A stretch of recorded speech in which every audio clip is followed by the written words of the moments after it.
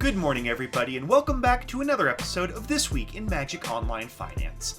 My name is Chaz Andres, and as always, we're going to get started with the news. And the biggest story of this week, it is a doozy, friends. Not only was Hogak Arisen Necropolis banned from Modern, as more or less expected, but WotC decided to really shake things up this time. Faithless Looting, the Enabler, and all the best graveyard decks in Modern, also banned. And Stoneforge Mystic, maybe the best control finisher of all time, it is back in the format. This is wild. It's too early to say whether either of these two moves was a mistake, but, well, it's going to shake things up no matter what. So I'm going to be talking about the biggest gainers and losers from this announcement a little bit later in this video, but I wanted to take some time in this intro to hit on a couple of other cards that I expect to be affected by the banning. For starters, Arclight Phoenix and Finale of Promise. These two cards have been among the most expensive cards on Magic Online in recent months, but both have been dropping in price over the past couple of weeks.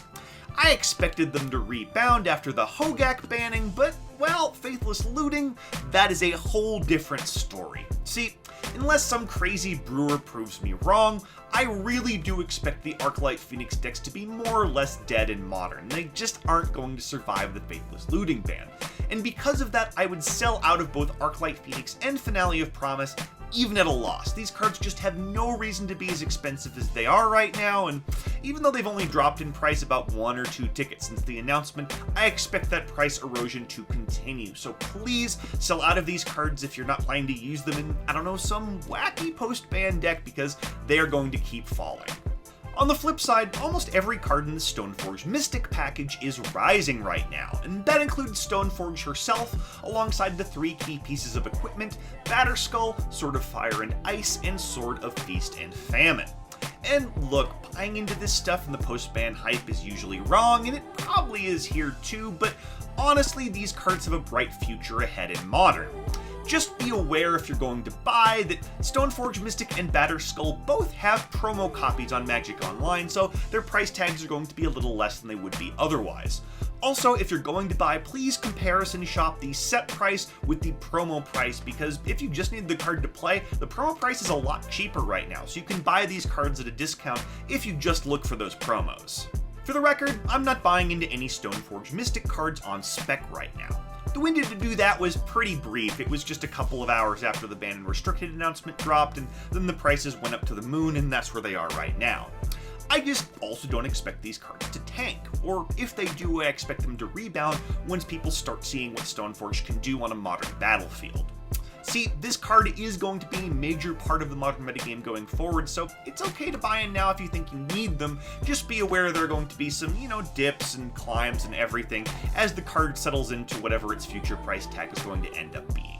Let's move on now to gaining ground, where in Standard it was Teferi Time Raveler gaining 20 full tickets, jumping from 26 all the way up to 46. That is wild. I've been a big proponent of Teferi for a while, but I didn't expect it to gain this much this fast. It's not even a mythic, remember, it is a regular rare, a standard legal rare, 46 tickets. So what happened here? Well, quite simply, Teferi is one of the key control cards in Modern, and they just unbanned one of the best control cards ever. People are building Azorius Control so they can run Stoneforge Mystic, and that's a deck that runs Teferi. Also, a lot of the Grixis Urza decks are moving into white as well, so they can run both Stoneforge and Teferi in their Urza packages, which is crazy, but also, yeah, it's going to lead to a lot of demand. So yeah, the price is up because a lot of people need Teferi for whatever they're brewing up in post-ban Modern. As always, I find it kind of difficult to trust standard cards on MTGO, especially ones that just made major leaps in price. The standard market on Magic Online is just so volatile these days, and it's possible that this card will drop these 20 tickets again next week. We just don't know. That said, this game was based on real demand. Players need these for decks in Modern that they're excited about building, and it's not like War of the Spark was drafted that heavily on Magic Online. This was the height of Arena's popularity, people are drafting mostly over there, so it's possible that there are fewer copies of this War of the Spark rare than mythics from earlier sets. So yeah, your mileage may vary on this one, I'm not really sure where it's going to go. Based on past price trends of expensive cards spiking in Standard, I'm pretty bearish. Based on the fact that this card is a key player in Modern going forward and the supply is kind of low, I'm pretty bullish.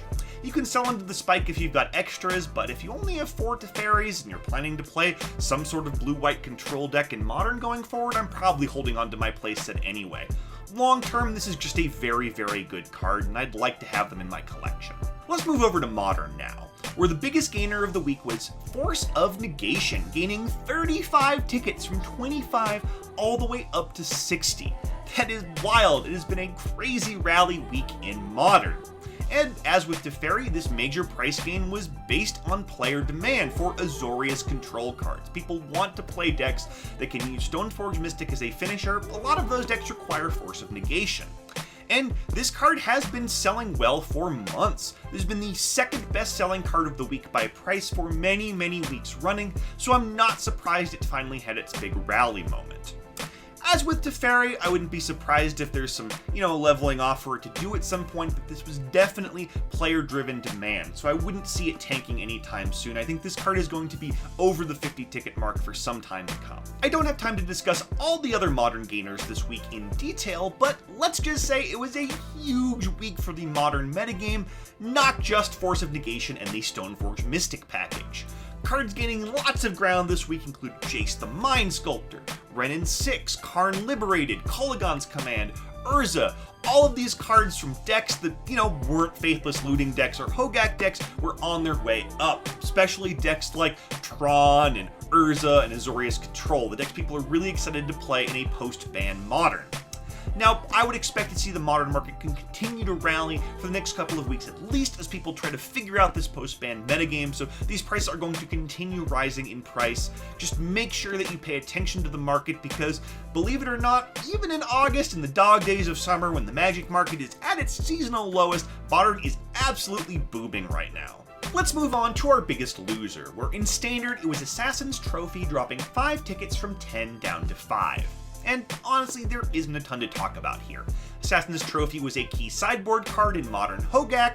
That deck got banned, so people don't need Assassin's Trophy as much anymore.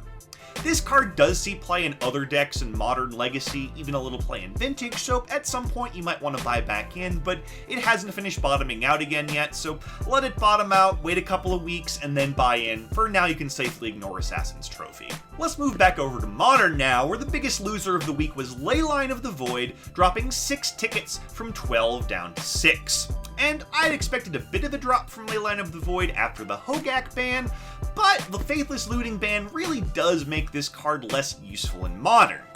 I do think 6 is a bit low though. I would expect it to rebound at some point, probably up to about 10, but between the banning and the reprint, this card is probably not going to make it back onto our gaining ground list again anytime soon. Now, I did also want to bring up that Surgical Extraction is also down about 5 tickets this week, but I don't think that's right. See, Leyline of the Void is worse now because Faithless Looting decks and Hogak decks is what it was best against, but Surgical Extraction may become the graveyard removal spell of choice in Modern once again.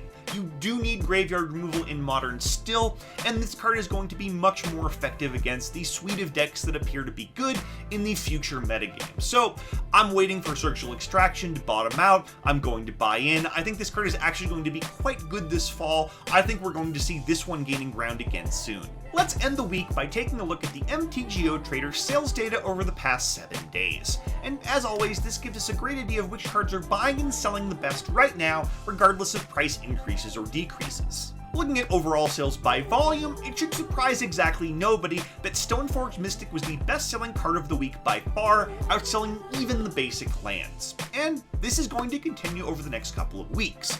Stoneforge Mystic went from being on the outside looking in to one of the most essential cards in Modern. And post-ban, a lot of cards like this, they end up getting a lot of hype early and then they end up not actually doing all that much. But I firmly believe that Stoneforge Mystic is on another tier. This is a Snapcaster Mage level spell in Modern. You're going to need these. It is that good. In terms of overall sales by price, Renin 6 was finally bested this week by 2 cards. Force of Negation and Stoneforge Mystic both sold better than Renin 6 by this metric, and that just shows how well these cards have been selling because you need a lot of volume to beat Renin 6's wild price tag. A lot of other cards sold really well this week, cards like Jace, and Karn, and Mox Opal, and Teferi, and honestly the big headline here is that all of these cards just sold really well this week.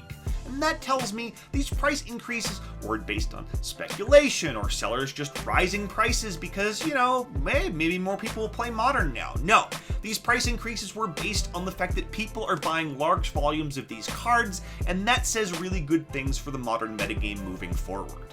And that's all I've got for you this week. Thank you so much for joining me. My name is Chaz Andres, and I will see you again next Monday morning for another episode of This Week in Magic Online Finance.